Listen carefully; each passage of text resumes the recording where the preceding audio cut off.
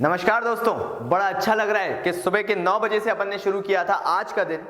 9 बजे business studies के साथ शुरू किया, 5 बजे इकोनॉमिक्स को लेके आए और 11 बजे यहां हूं मैं आपके सामने अकाउंटेंसी के वीडियो के साथ। काफी अच्छा रिस्पांस मिल रहा है, देखा मैंने कि किस तरीके से आप हमें रिस्पॉन्ड कर रहे हैं और मैं ये चाहता हूं कि आपका ये जो सपोर्ट है हमारे लिए बना रहे। हम सब टीम कॉमर्स बाबा हैं, हम सब इस प्लेज को लेके बैठे हैं, 20 डेज प्लेज को लेके बैठे हैं कि हमें आगे बढ़ना है अपने पूरे रिवीजन के साथ। तो चलिए आज हम पहला वीडियो जो लेके आ रहे हैं आपके सामने वो है dissolution of a partnership firm का, जिसके थ्रू हम ये देखेंगे कि जनरली जो परसेप्शन बन चुका है वो ये है कि पार्टनरशिप से लेजर अकाउंट्स बनाने को आता है, लेकिन एक ट्रेंड जो देखने को मिला है over a period of 2 years वो ये है कि बेसिकली पार्टनरशिप जैसे चैप्टर से जो कंप्लीट पार्टनरशिप चैप्टर है उसमें से जर्नल एंट्रीज ज्यादा आ रही हैं और dissolution of a partnership firm के अंदर हम दोनों लेजर्स और जर्नल पे इक्वल ध्यान देंगे।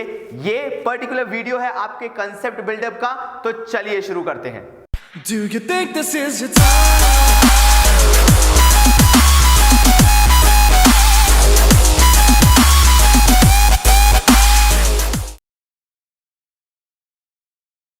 हम सारी चीजें रिवाइज करेंगे, सब चीजें समझेंगे, लेकिन यहां पे ये जो पर्टिकुलर वीडियो है ये आपके कंसेप्ट्स के लिए है और उसके लिए थ्योरी, रियलाइजेशन एक्सपेंसेस, ये सारी चीजें छोड़कर सबसे पहले जो समझना जरूरी है वो है आपका रियलाइजेशन अकाउंट। कि आखिर रियलाइजेशन अकाउंट बनाने बैठे तो काम कैसे करें, क्योंकि यही वो एसेंस है जिसके बाद आपको सारी चीजें आसानी से बनाना आ जाएंगी।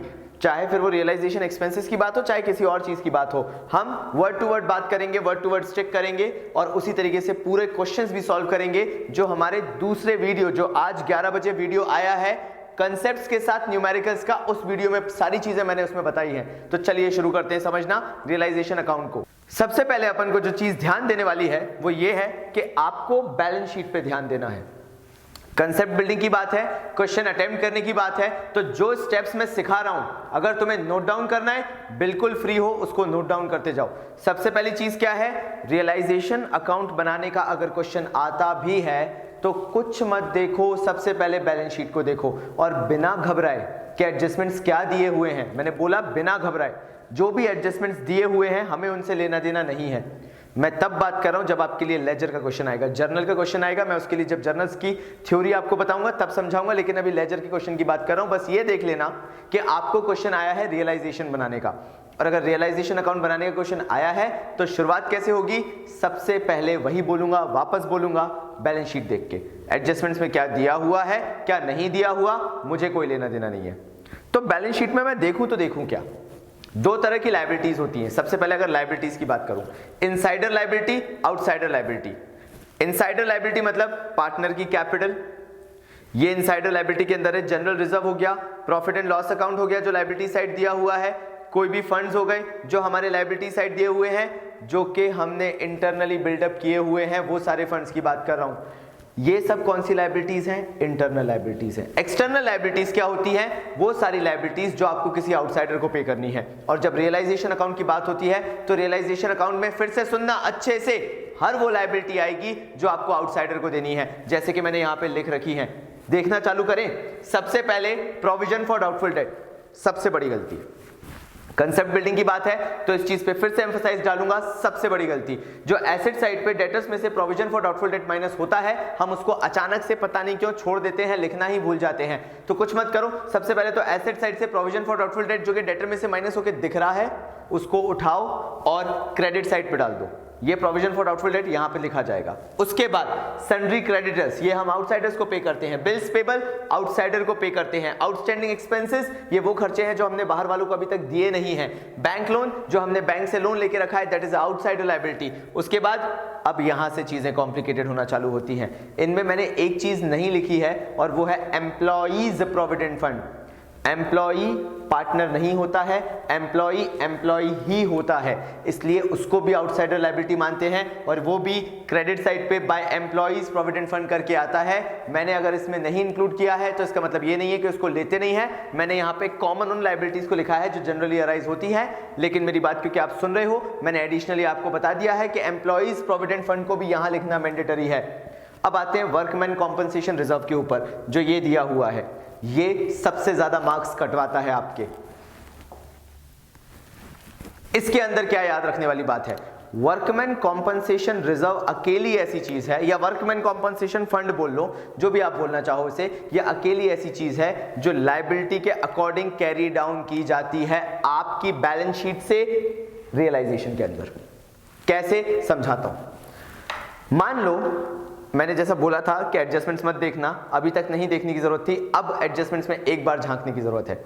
मान लो आपका वर्कमैन कॉम्पनसेशन रिजर्व दिया हुआ था 20,000 रुपीज का बैलेंस शीट में लायबिलिटी साइड, लेकिन आपके नीचे एडजस्टमेंट्स में WCR की लायबिलिटी नहीं दी हुई है, गायब ही है, कुछ लिखा ही नहीं है WCR के बारे में एडजस्टमेंट्स में।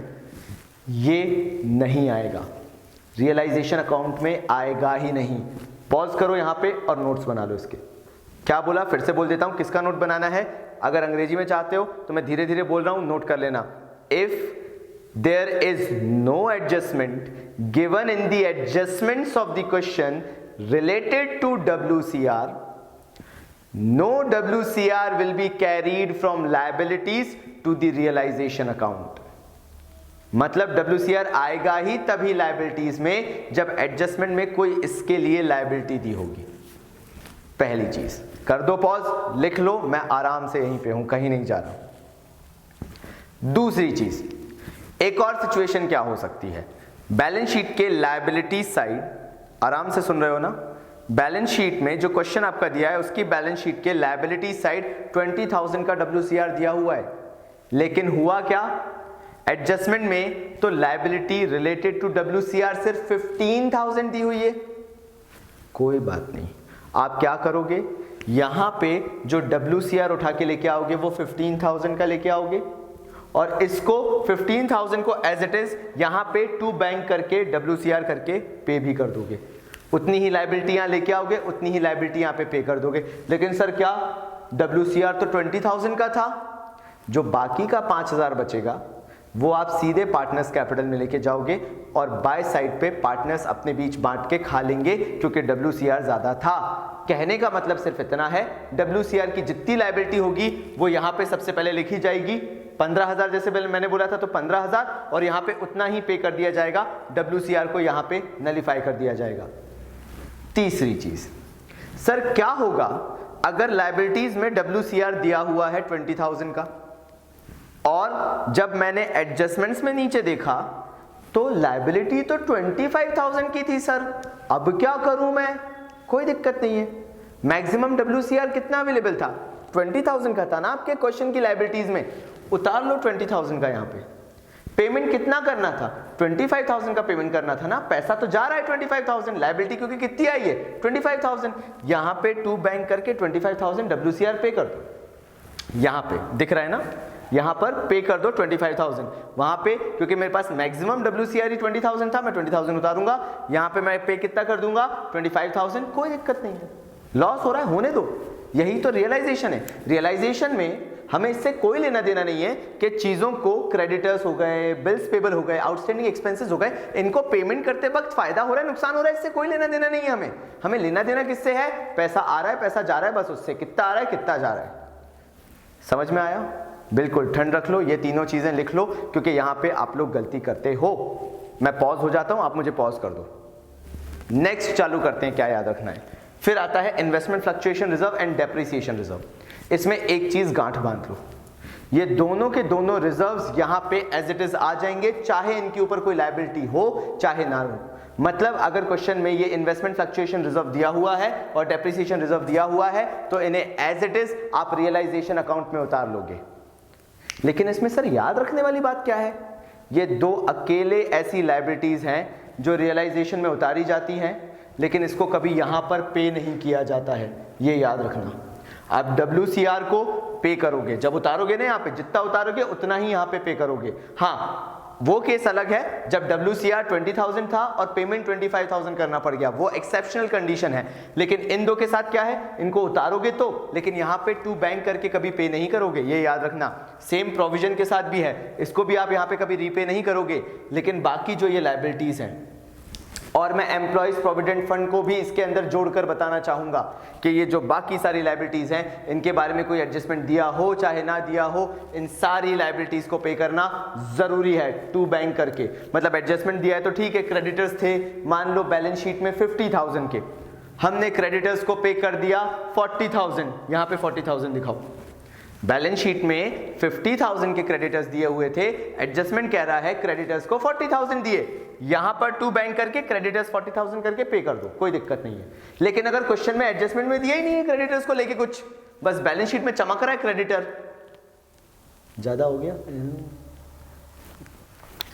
ज्यादा से ज्यादा क्या होगा, एडजस्टमेंट में कुछ क्रेडिटर्स को लेके दिया नहीं होगा, कोई दिक्कत नहीं है। जितना बैलेंस शीट में दिया हुआ था क्रेडिटर्स उतना आप यहां पे टू बैंक करके पे कर दो। ये चीज आपको समझ में आनी चाहिए कि कोई भी आउटसाइडर लायबिलिटी बिना पे किए नहीं रह सकती है। एक्सेप्शनल केस कौन से 3 हैं? Provision for doubtful debt, investment fluctuation reserve and depreciation reserve. समझ में आ गया? अब स्विच करते हैं एसेट साइड पे कि यार एसेट्स कौन कौन से उतारने हैं। इसमें भी मैं आपको बड़े अच्छे से समझाऊंगा। वो एसेट्स को हम उतारते हैं जिनका एक्चुअल में हमें कैश मिल सकता है। हम क्या नहीं उतारते हैं? कैश इन हैंड नहीं उतारते क्योंकि पहले से ही कैश है। कैश एट बैंक नहीं उतारते क्योंकि पहले से ही कैश है। हम प्रॉफिट एंड लॉस अकाउंट जो एसेट साइड पे दिए रहते हैं, P&L सस्पेंस अकाउंट, उसको नहीं उतारते क्योंकि वो लॉस है और उसको आप कैश में कभी कन्वर्ट नहीं करा पाओगे। ऐसा बोलते हो कभी मैं लॉस बेच के आया मुझे पैसा मिला, नहीं ना, तो उसको कभी नहीं लिखोगे। एडवर्टीजमेंट सस्पेंस अकाउंट, उसको भी नहीं लिखते हैं क्योंकि वो भी कभी कैश में कन्वर्ट नहीं हो सकता है। ये सारी चीजें हम नहीं लिखेंगे। फिर एसेट साइड पे कई बार पार्टनर्स कैपिटल अकाउंट या पार्टनर्स करंट अकाउंट भी लिखा हुआ होता है, उसको भी नहीं उतारोगे। ये दिमाग में बिठा लो। मैंने जितनी चीजें बोली हैं उसके नोट्स बन जाने चाहिए अगर तुम लोग कंसेप्ट बिल्डअप अच्छे से करना चाहते हो और आखिरी बार पूरा जोर लगाना चाहते हो 90% के लिए। तो मैंने जो जो चीजें बोली हैं नहीं आते हैं उनको लिखो और क्रॉस लगा दो उसके सामने कि वो नहीं आते हैं। लिख लिया होगा, पॉज कर दो नहीं लिखा तो, और लिख लो जल्दी से ताकि मैं आगे बढ़ सकूं। अब क्या करना है? अब हमें देखना है कि कौन सी चीजें ली गई हैं और क्यों ली गई हैं। लैंड एंड बिल्डिंग मार्केट में बेचकर पैसा मिल सकता है। प्लांट एंड मशीनरी मार्केट में बेच सकते हो। फर्नीचर, स्टॉक, डेटर्स, इन सब से पैसा रिकवर कर सकते हो। अक्रूड इनकम वो इनकम होती है जो कर तो दी थी जिसका पैसा नहीं मिला, तो सामने वाले से जाके पैसा मांग सकते हो ये बोलते हुए कि सरकार आपने पैसा नहीं दिया है, प्लीज मुझे पैसा दे दो।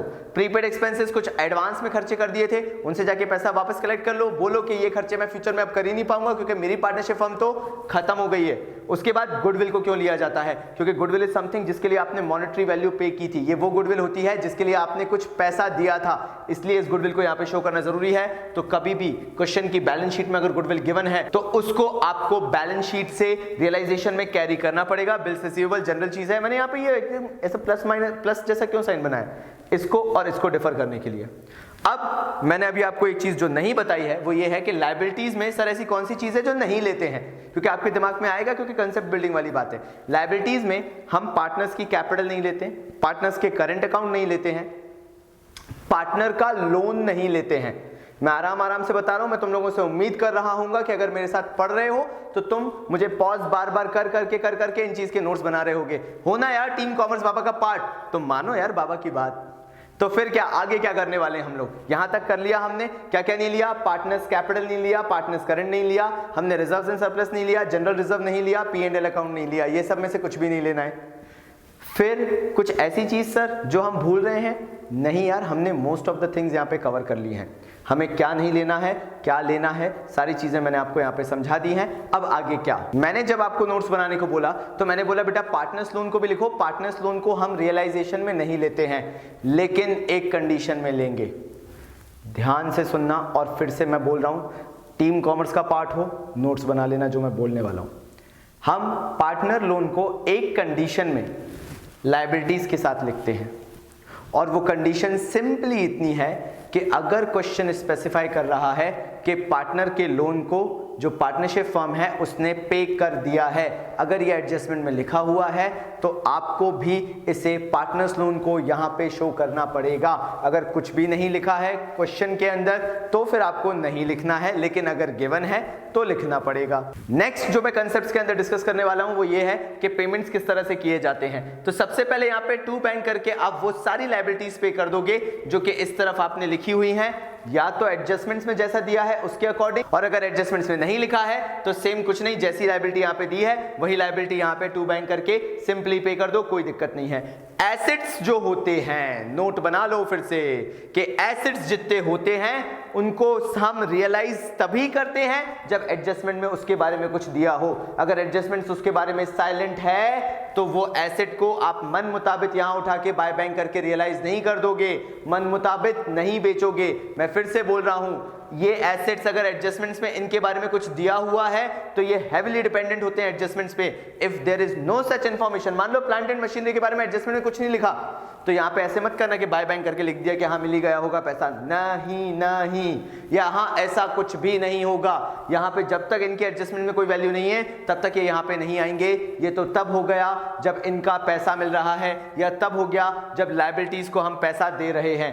क्या ऐसा केस हो सकता है, नेक्स्ट टॉपिक बोल रहा हूं मैं, क्या ऐसा हो सकता है सर कि हमारे साथ ऐसा हो कि पार्टनर के बारे में दिया हो कि ये पार्टनर फलानी चीज ले गया, ये पार्टनर वो ले गया? बिल्कुल हो सकता है। अगर कोई पार्टनर कोई एसेट लेके जाता है तो बाय पार्टनर्स कैपिटल, मतलब मोहन लेके गया तो बाय मोहन्स कैपिटल करके यहां पे लिख दो, अगर वो एक एसेट लेके गया है।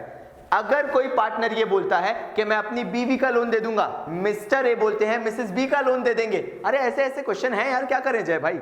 मिस्टर ए कहते हैं मैं मिसेस बी का लोन दे दूंगा, तो क्या वो लिखा होगा यहाँ पे टू बीज कैपिटल, जो मिस्टर हैं उनके कैपिटल से एडजस्ट हो जाएगा। अगर कुछ लिखा हुआ है जैसे पार्टनर कोई रियलाइजेशन एक्सपेंस देता है तो यहाँ पे आ जाएगा टू, जो भी पार्टनर दे रहा है उसके नाम से उसका capital account, to A's capital, to B's capital, जो भी है।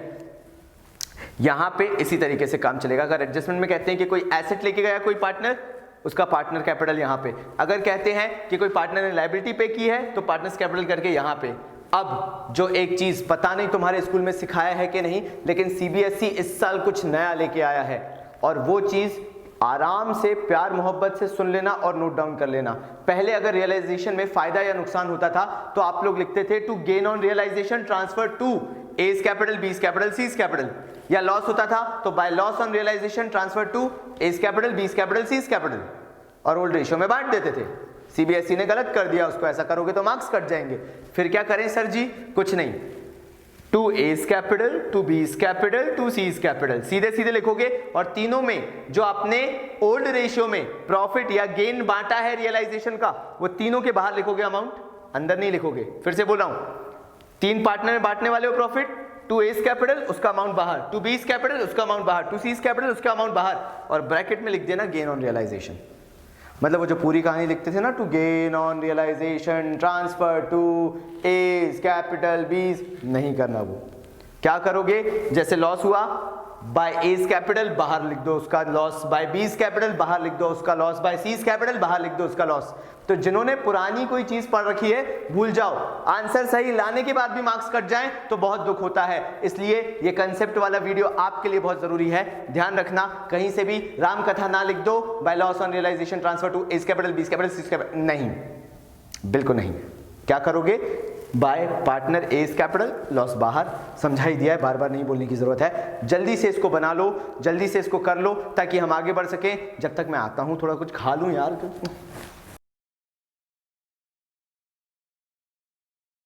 तो यार दूसरी डिफिकल्टी मुझे समझ में आई जो जनरली स्टूडेंट्स फेस करते हैं, और वो है रियलाइजेशन एक्सपेंसेस से रिलेटेड। जब कंसेप्ट बिल्डिंग की बात आती है ना, तो तुम लोग जो काम नहीं करते हो वो मैं बताता हूँ। रियलाइजेशन एक्सपेंसेस का एक क्वेश्चन उठाते हो और उसे समझना चालू कर देते हो, जो कि आउटराइट गलत है। पहले रियलाइजेशन एक्सपेंसेस का एक्चुअल में मतलब समझो कि रियलाइजेशन एक्सपेंसेस का मतलब क्या है। देखो यार, अकाउंटिंग करी कैसे जाती है, जो चीज जहां रिलेट करना चाहिए, जो चीज जहां बिलोंग करती है वहीं पे आएगी। अगर आप अपने घर में रहते हो तो आप अपने घर में रहते हो बिकॉज आपका घर है। आपका फ्रेंड नाइट स्टे के लिए आता है लेकिन at the end of the day वो अपने घर चला जाता है क्योंकि उसका घर कहीं और है। Same goes with the accounts as well यार। अगर कोई चीज फर्म की है तो वो रियलाइजेशन अकाउंट में जाएगी, अगर कोई चीज पार्टनर को बिलोंग करती है तो वो पार्टनर्स कैपिटल में जाएगी। जो चीज जहां है वो वहीं स्टे करेगी। ये सिंपल सा फंडा होता है। रियलाइजेशन एक्सपेंसेस में कैसे लगता है, आराम से मेरी बात सुनो और समझते चले जाओगे और फिर कोई एग्जांपल की जरूरत नहीं पड़ेगी, नो मैटर व्हाट। चलो शुरू करते हैं। सबसे पहले जो की पॉइंट्स में हमने बोला वो है a firm only records the realisation expense if it is being paid by the firm. एक फर्म जो है वो रियलाइजेशन एक्सपेंस को कब रिकॉर्ड करेगी? आराम से मेरी बात सुनो। फर्म को रिकॉर्ड करना है रियलाइजेशन एक्सपेंसेस, वो फर्म रियलाइजेशन एक्सपेंसेस को तभी रिकॉर्ड करेगी जब उसने उसे पे किया हो। या तो उसने पे किया होगा पार्टनर के बिहाफ पे या खुद के बिहाफ पे। मैं फिर से बोल रहा हूं, यहां पे लिख लेना, realisation account belongs to the firm, partners capital account belongs to the partners. ये लिखना तुम्हारे लिए बहुत जरूरी है। फिर से बोल रहा हूं, रियलाइजेशन अकाउंट फर्म का होता है, पार्टनर्स कैपिटल अकाउंट पार्टनर्स का होता है। तो दो ही कंडीशन हो सकती हैं, या तो रियलाइजेशन के खर्चे फर्म ने पे करे हैं तो खुद के पे किए होंगे तो रियलाइजेशन अकाउंट, पार्टनर के बिहाफ पे किए होंगे तो पार्टनर के अकाउंट में। सीधी सी बातें समझ में आ गया कि अगर फर्म पे कर रही है रियलाइजेशन एक्सपेंसेस तो ही वो उसको रिकॉर्ड करेगी। दूसरी कंडीशन क्या हो सकती है कि रियलाइजेशन एक्सपेंसेस जो हैं वो लायबिलिटी ही हो पूरी तरीके से फर्म की। डजंट मैटर फर्म ने उसे पे किया है या नहीं किया है, अगर फर्म की लायबिलिटी है तो उसे फर्म को शो करना पड़ेगा। और कहां शो करना पड़ेगा? रियलाइजेशन अकाउंट में। क्यों रिकॉर्ड करना पड़ेगा? क्योंकि वो फर्म की ही लायबिलिटी है। तो फिर से क्या चीजें सीखी हैं, पहले मैं ये पूरा बता रहा हूं, उसके बाद तो मैं रिवाइज भी करवाऊंगा एक छोटे से फ्लो चार्ट में। समझो पहले यहां पे कि फर्म रिकॉर्ड करेगा रियलाइजेशन एक्सपेंसेस को दो कंडीशन में, या तो फर्म ने पे कर दिया हो या तो फिर रियलाइजेशन एक्सपेंसेस फर्म की एक्चुअल लायबिलिटीज हो। उसके बाद क्या हो सकता है? If it is a firms liability, अगर ये फर्म की लायबिलिटी है तो वही मैंने बताया, it will be shown in the realisation account. वो रियलाइजेशन में आएगा ही आएगा क्योंकि फर्म को बिलोंग करता है और फर्म को जो भी चीज बिलोंग करती है रियलाइजेशन में जाता है, रियलाइजेशन में अकाउंट में आएगा ही आएगा, इर्रिस्पेक्टिव ऑफ द फैक्ट कि वो फर्म ने पे किया है या वो फर्म ने पे नहीं किया है। आपको उसको रियलाइजेशन के अंदर रिकॉर्ड करना पड़ेगा। ठीक है, दूसरी कंडीशन ये हो सकती है फर्म का खर्चा ही नहीं था, फर्म ने तो पे कर दिया, बेचारी फर्म क्या करे? अगर फर्म ने पे करा है पार्टनर के बिहाफ पे तो फर्म किससे पैसा ले? पार्टनर से ले, क्योंकि पार्टनर का रियलाइजेशन एक्सपेंस था, पार्टनर ने बोला था मैं करूंगा रियलाइजेशन एक्सपेंस, हमने पार्टनर की बिहाफ पे देना पड़ गया वहां पे, तो हम क्या करेंगे? पार्टनर से वो पैसा लेंगे, इसलिए वो चीज रियलाइजेशन अकाउंट में रिकॉर्ड नहीं होगी। वो कहां रिकॉर्ड होगी? पार्टनर्स कैपिटल अकाउंट के डेबिट साइड रिकॉर्ड होगी, क्योंकि क्रेडिट साइड पे पार्टनर्स कैपिटल के पार्टनर्स को पैसा दिया जाता है, डेबिट साइड पे पार्टनर से पैसा लिया जाता है, और इस केस में रियलाइजेशन का पैसा फर्म लेगी पार्टनर से।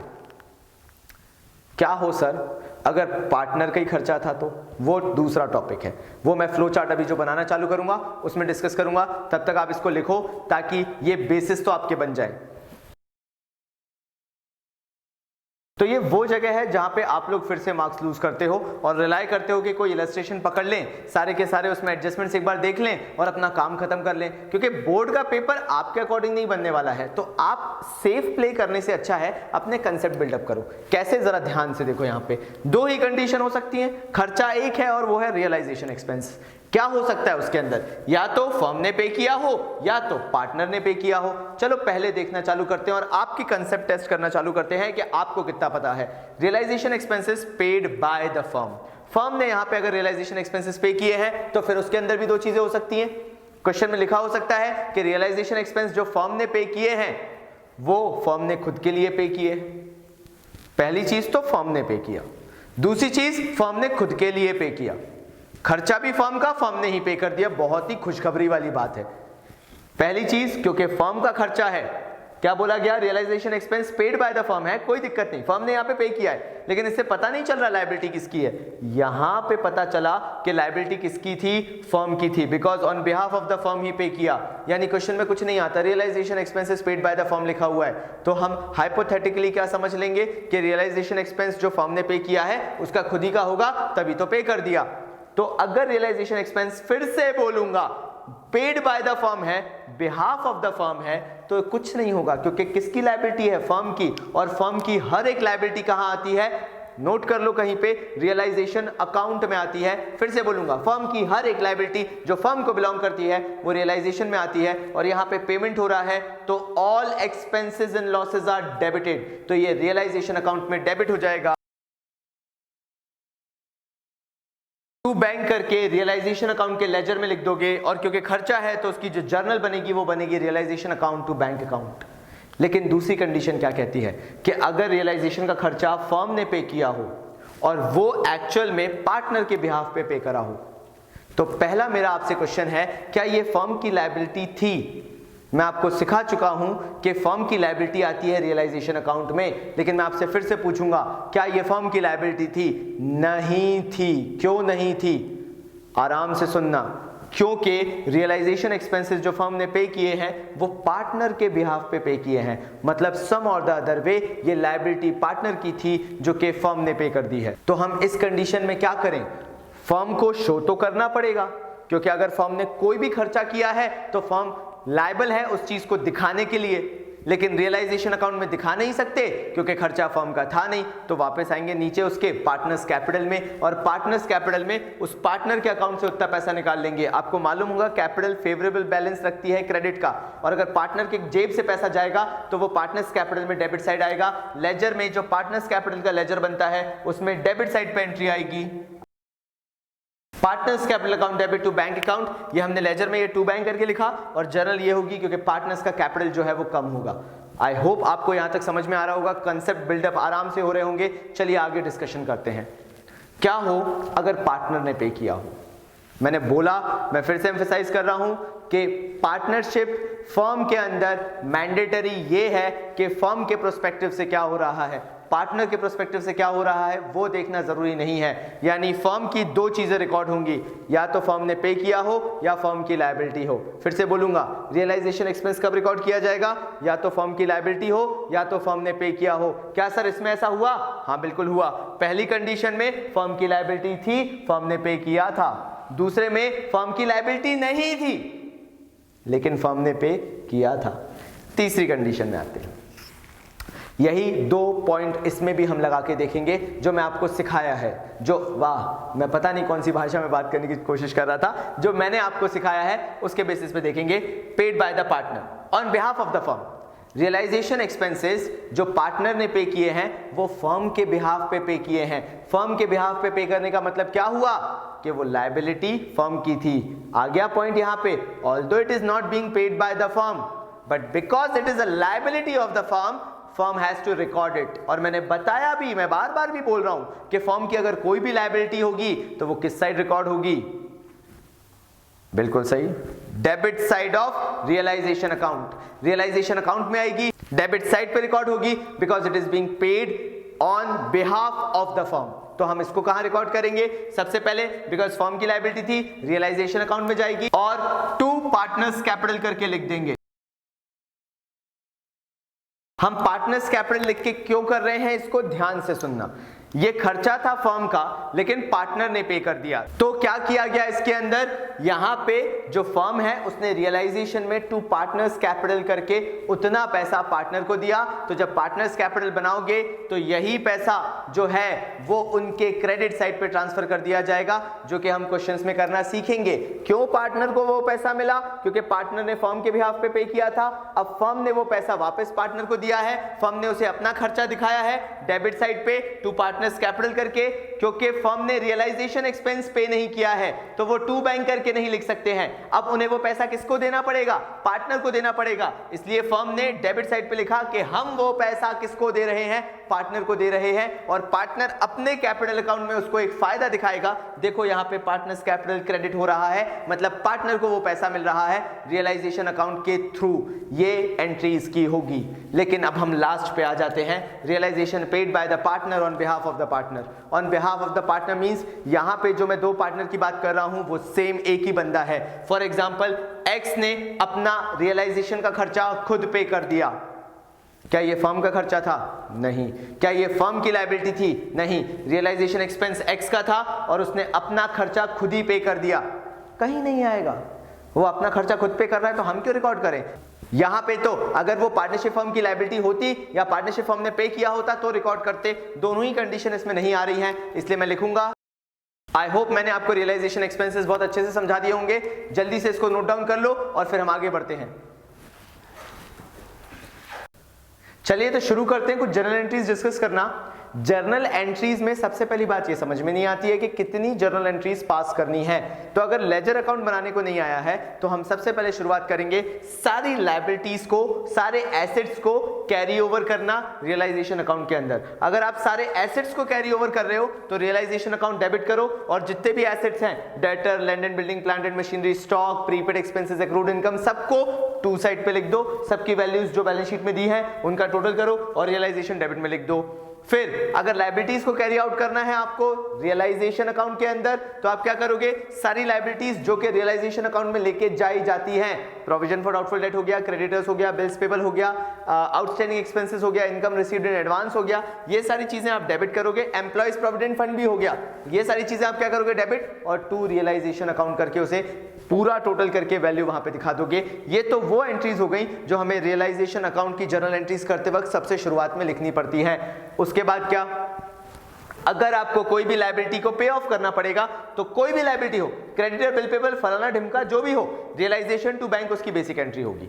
अगर कोई पार्टनर कोई पर्टिकुलर लायबिलिटी को पे कर देता है तो उसकी एंट्री होगी realisation to partners capital. Partner को उतना पैसा आप दोगे क्योंकि एक्चुअल में लायबिलिटी फर्म की थी, और अगर पार्टनर ने वो पैसा दे दिया है तो फर्म को पार्टनर को वो पैसा रीइंबर्स करना पड़ेगा, वो पैसा पार्टनर को देना पड़ेगा। इसलिए हम पार्टनर के अकाउंट में वो चीज क्रेडिट कर रहे हैं, यानी पार्टनर को उसका पैसा मिलेगा क्योंकि पार्टनर ने फर्म के बिहाफ पे वो पर्टिकुलर पेमेंट किया है। ऐसे ही अगर कोई भी एसेट रियलाइज होता है तो एसेट का पैसा मिल रहा है, पैसा मिल रहा है, all incomes and gains are debited, debit what comes in, सारी चीजें आप जानते ही हो, इसलिए बैंक अकाउंट को डेबिट किया because debit what comes in, कोई भी एसेट को बेचकर पैसा आएगा टू रियलाइजेशन के रियलाइजेशन अकाउंट में वो एंट्री क्रेडिट साइड जाएगी। उसके बाद क्या करने वाले हम, अगर ऐसा कोई पार्टनर है जो एसेट ले गया है, कोई भी एसेट हो सकता है, स्टॉक लेके चला जाए, डेटर्स की जो अमाउंट है वो लेके चला जाए वो पूरा, या फिर किसी भी तरीके से कोई भी लैंड एंड बिल्डिंग हो, कोई भी प्लांट एंड मशीनरी हो, मैं समझा चुका हूं ना एसेट्स कौन कौन से कैरी ओवर होते हैं, उनमें से कोई भी एसेट अगर पार्टनर लेके गया है तो आप क्या करोगे, पार्टनर का कैपिटल डेबिट करोगे और टू रियलाइजेशन करोगे। कहने का मतलब क्या हुआ, पार्टनर कोई भी एसेट फ्री फोकट में लेके नहीं जा सकता है। अगर पार्टनर कोई एसेट लेके गया है तो उतना पैसा फर्म पार्टनर को कम देगी, ये बोलते हुए कि माना तुम्हारी कैपिटल हमें पे करनी है क्योंकि पार्टनरशिप फर्म डिसॉल्व हो गई है, लेकिन क्योंकि तुम एक एसेट लेके जा चुके हो इसलिए अब तुम्हारी कैपिटल में से उतना पैसा तो तुम्हें कम मिलेगा, और इसलिए पार्टनर्स का कैपिटल डेबिट हो गया, टू रियलाइजेशन अकाउंट हमने कर दिया। यहां पे ये जर्नल एंट्रीज खत्म होती हैं, ये मैंने एक समरी बताई है आपको। ऐसी बहुत सारी चीजें हैं जिसके अलग अलग एडजस्टमेंट्स होते हैं, वो हमारा आज जो न्यूमेरिकल वीडियो पब्लिश हुआ है उसमें हमने कवर अप की है, उसमें आपको दिख जाएंगी। हम ये चाहते हैं कि आपके कंसेप्ट बेसिक्स हर एक चीज में डेवलप हो जाए।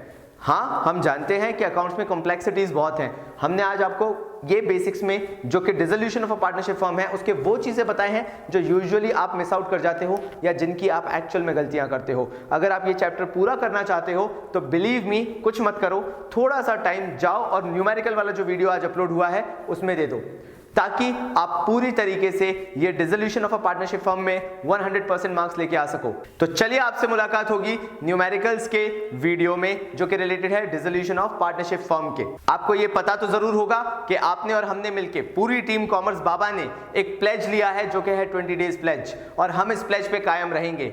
हम ये चाहेंगे कि ये पूरा जो हमारा कॉमर्स बाबा है, ये पूरी टीम जो है ये दिन ब दिन बढ़ती चली जाए, ऑल ओवर इंडिया हर एक इंसान को ये पता हो कि आ गया है कॉमर्स बाबा आप सबके लिए। हम चाहते हैं कि आपका प्यार हमें ऐसे ही मिलता रहे, तो हम हर बार आपसे यही बोलते हैं कि इंस्टाग्राम पे जाओ और हमें फॉलो करो। आपको वीडियोस डाउनलोड करने आप डाउनलोड करो, आपको वीडियोस किसी और को दिखाने बिल्कुल दिखाओ, लेकिन एक काम करना बिल्कुल मत भूलना कि spread the word that commerce Baba is here and everyone should know from you that yes commerce Baba exist, so that जैसे आपकी आज मदद हमने की है ऐसे बाकी कई लोगों की हम मदद कर सकें। तो तब तक के लिए बाबा जी की तरफ से धन्यवाद।